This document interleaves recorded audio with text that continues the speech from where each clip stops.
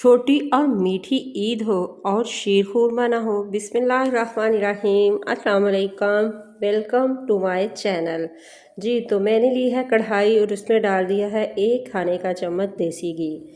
मैंने देसी घी लिया है और इसमें डाल रही हूँ मैं ड्राई फ्रूट। आप कोई से भी ले सकते हैं। मैंने फूल मखाने लिए हैं थोड़े से, इसको मैं रोस्ट करूँगी। और थोड़े से मैंने कटे हुए बादाम लिए हैं, ये मैं डाल दूँगी।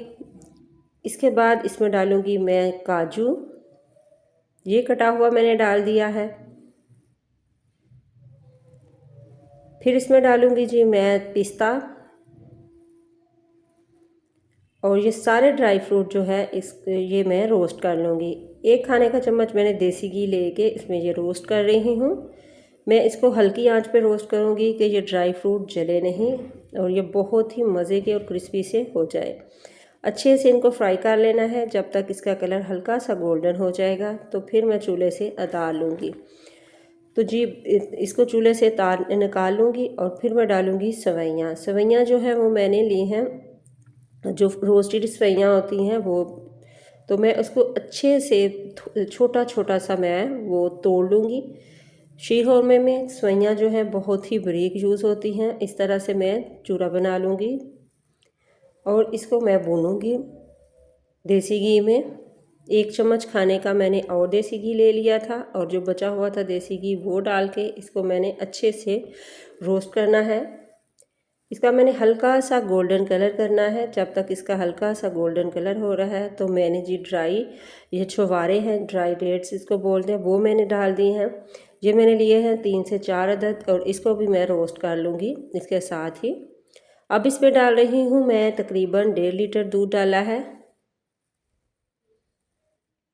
और इसको कुक होने तक पकाना है जब तक ये अच्छे से गल ना जाए और ये थोड़ा सा गाढ़ा ना हो जाए। और फिर मैं जो ड्राई फ्रूट्स मैंने रोस्ट किए थे वो डाल दिए हैं। इसका टेस्ट बहुत ही मज़े का आएगा। मेरे पास इलायची का पाउडर नहीं था तो मैंने इलायचियों के दाने निकाल के अच्छे से कूट लिया है, वो डाल दिया है। तकरीबन मैंने 5 से 6 इलायचियों के दाने जो है वो निकाल के तो उनको मैंने दरदरा सा कूट लिया है।